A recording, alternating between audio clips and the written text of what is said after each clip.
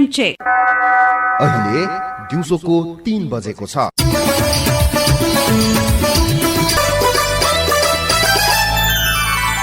विजयपुर खबरमा पारस्परिक नमस्कार। जनता समाजवादी पार्टी निर्वाचन आयोगमा दर्ता भएको छ। समाजवादी पार्टी नेपाल र राष्ट्रिय जनता पार्टी एकीकरण भएर बनेको जनता समाजवादी पार्टी आयोगमा दर्ता भएको आयोगका प्रवक्ता राजकुमार श्रेष्ठले जानकारी दिनुभयो। आयोगको हिजो बसेको बैठकले जनता समाजवादी पार्टी दर्ता गर्ने निर्णय गरेको थियो। जसपाले दल दर्ताको लागि 1 महिना अघि आयोगमा निवेदन दिएको थियो। एकीकरण अघि संसदमा तेस्रो र चौथो दलको हैसियतमा रहेको पार्टी एकीकरणपछि अब संसदको तेस्रो शक्ति बनेको छ।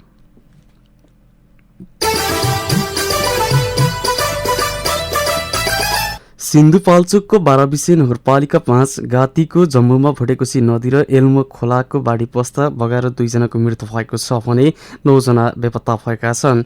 बाढीले 14वटा घर बगाएको छ।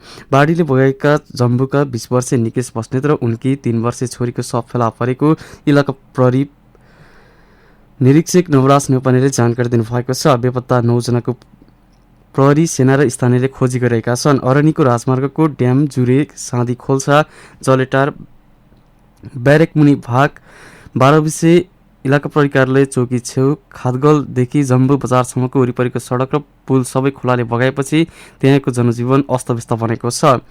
12 विषय बजार छेउको ढिस्को खस्न थालेपछि तटीय क्षेत्रका स्थानीय त्रासमा रहेका छन्। जम्बुसम्म पुग्ने राजमार्ग क्षेत्रको सबै सम्पर्क टुटेपछि माथिल्लो गाउँको बाटो हुँदै घटनास्थल पुगेको इलाका प्रहरी निरीक्षक नेउपानीले जानकारी दिनुभयो। यस्तै भुटेकोसी गाउँपालिका वडा 5 मार्मिङ गाउँको बलकुटे खोलामा आएको बाढीले एउटा घर बगाएको जनाएको छ।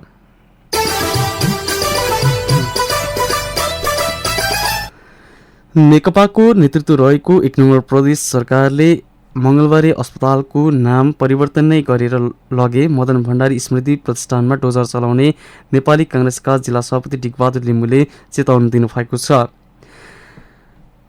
मंगलबारे अस्पतालको नाम परिवर्तन गरेको भन्दै विरोधमा रिले अनसनमा बसेकालाई सम्बोधन गर्दै लिम्बुले प्रतिष्ठानले अस्पताल बनाउँछु भनेर लिएको जग्गा भाडामा लगाएकोले डोजर चलाउने चेतावनी दिनुभएको हो।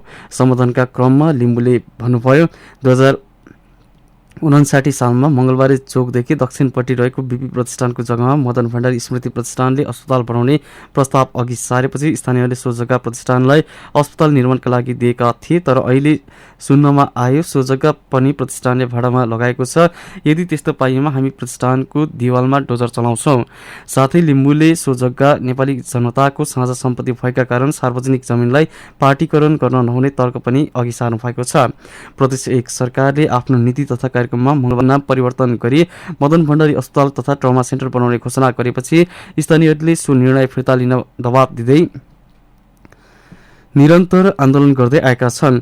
नेपाली कांग्रेस सहितका स्थानीय राजनीतिक दलका कार्यकर्ता सो अनसनमा 2 सप्ताहदेखि सहभागी भएका छन्। रिले अनसनलाई कांग्रेसका विभिन्न तहका नेता तथा सांसदले सम्बोधन गरिरहेका छन्।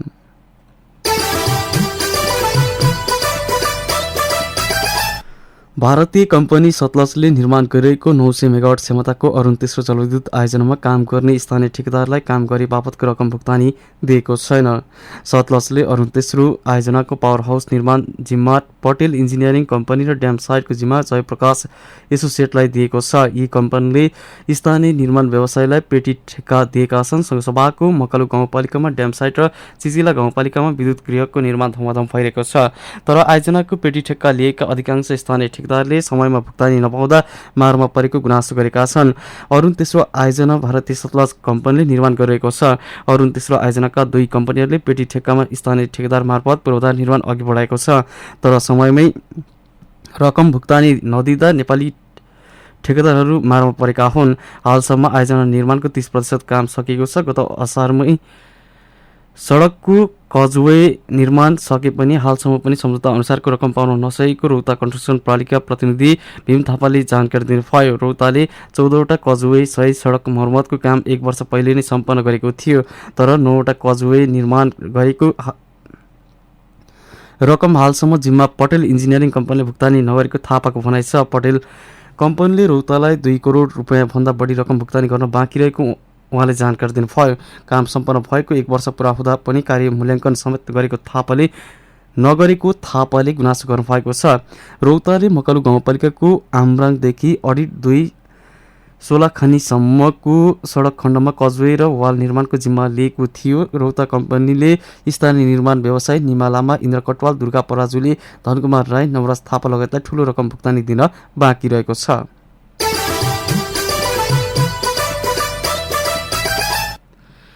नेपाल प्रहरीका नवनियुक्त प्रहरी महानिरीक्षक आइजिपी शैलेश थापा छेत्रीले कार्यभार सम्हाल्नु भएको छ।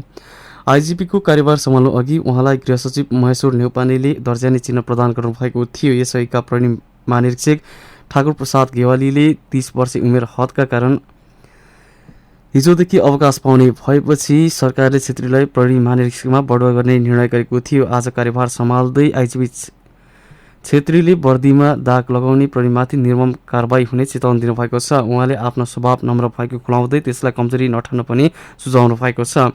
कसैले पनि वर्दीमा दाग लगाउँछ भने त्यो माथि निर्मम रूपमा कारबाही हुन्छ। उहाँले भन्नुभयो, देश जनता र सरकारको निस्वार्थ सेवाका लागि म प्रतिबद्ध छु। कानुनले तोकिएको जिम्मेवारी इमान्दारीपूर्वक निर्वाह गर्नेछु। उहाँले नागरिक मैत्री व्यवहार गर्न पनि सबै प्रहरीलाई आग्रह गर्नुभएको छ। मास्क नलगाई हिडडुल गर्नेलाई आज पनि धरानमा प्रहरीले नियन्त्रणमा लिएको छ। धरान बजार विभिन्न चोकहरूबाट 85 जनालाई नियन्त्रणमा लिएको इलाका प्रहरी कार्यालय धरानका डिएसपी ज्ञानेन्द्र बस्नेतले जानकारी दिनुभयो। उहाँका अनुसार सबैलाई भानुचोक स्थित ओडा प्रहरी कार्यालयमा राखेको थियो। सबैलाई ओडा प्रहरीमा नियन्त्रणमा राख्यौं। त्यसपछि कोरोना सम्बन्धी सचेतनामूलक जानकारी दिएर मास्क नलगाई नहिड्न सम्झाएर पठाएका छु। डिएसपी बस्नेतले भन्नुभयो, लकडाउन खुकुलो भएसँगै घर बाहिर मास्क बिना हिँड्ने र त्यसले संक्रमणको जोखिम बढाउने भएपछि सरकारले मास्क बिना हिँड्नेलाई कारबाही गर्न निर्देशन दिएको थियो। गृह मन्त्रालयको निर्देशनपछि जिल्ला प्रशासन कार्यालय सुनसरले पनि अत्यावश्यक काम बिना घर बाहिर नहिँड्न र हिँड्नुपर्ने भए अनिवार्य मास्क लगाउन आग्रह गरेको छ।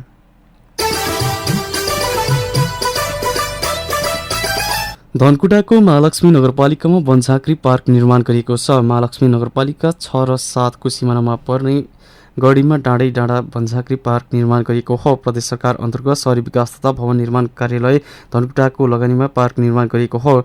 पार्कमा वनझाँक्रीको मूर्ति, पर्यटकका लागि करिब 1100 खुड्किला रहेको रेलिङ सहितको सिडी र विश्रामस्थल, शौचालय आदि निर्माण गरिएको छ।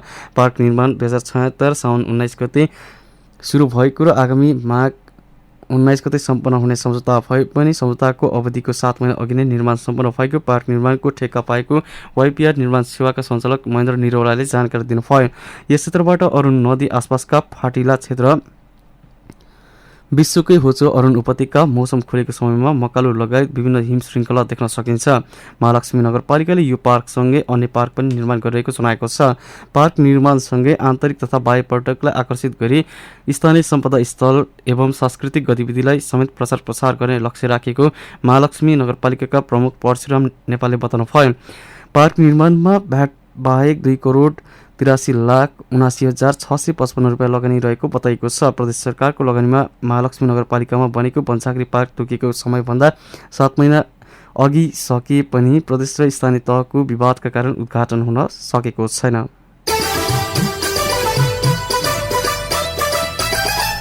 मोरङको मिक्लाजुङ गाउँपालिका 6 कसेनीमा जङ्गली च्याउ पकाएर खाँदा 2 जना बिरामी भएका छन्। स्थानीय 54 वर्षीय तिलमाया चौहान र उनका छोरा 17 वर्षीय पूर्णबहादुर चौहानले हिजो बेलुकाको खानासँगै जङ्गलबाट टिपेर ल्याएको च्याउ पकाएर खाँदा बिरामी भएका हुन्। बिरामी भएका दुवैजनालाई गैराती 12:15 बजे उपचारको लागि दमकको आनन्द अस्पताल लगी उपचार भइरहेको इलाका प्रहरी कार्यालय मधुमल्लाले जनाएको छ।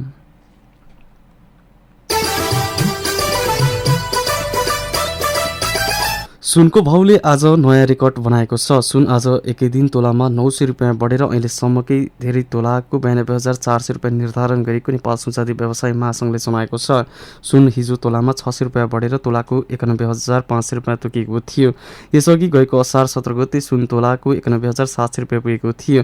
अन्तर्राष्ट्रिय बजारमा सुनको भाउ महँगो भएकोले नेपालमा पनि महँगो भएको व्यवसायीहरूले बताएका छन्। कोरोनाका कारण अस्थिर बनेको सुनको भाउ कहिले घट्ने र कहिले बढ्ने गरेको छ। चाँदीको भाउ पनि आज तोलामा 25 रुपियाँ बढेर तोलाको 980 रुपियाँ पुगेको छ।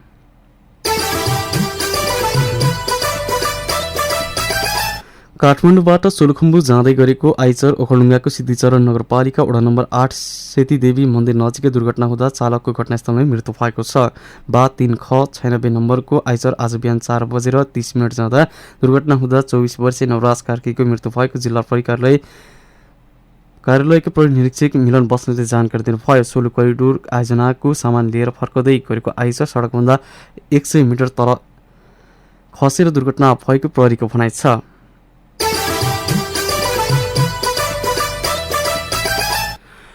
र खोटाङको दिक्तेल रूपाकोट मजुवागढी नगरपालिका 3 बामरङमा खेल मैदान निर्माण सुरु गरेको छ। स्थानीय स्वर्गीय पदमथोस राईको परिवारले खेलकुद विकास समिति बामरङलाई 25 रुपियाँ जग्गा निशुल्क उपलब्ध गराएपछि खेल मैदान निर्माण सुरु गरेको हो।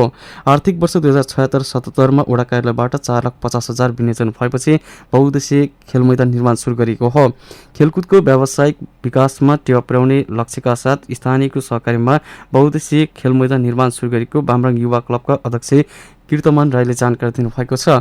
कोभिड-19 का कारण शिलान्यास नगरी खेल मैदान निर्माणको काम थालेको हो। साबिकको सरुमकामसँग जोडिएको बामरङमा खेल मैदानको आवश्यकता परेको तथा वडावासीको मागलाई ध्यानमा राखेर खेल मैदान निर्माणको काम सुरु गरेको वडाध्यक्ष ललित कुमार राईले बताउनुभयो।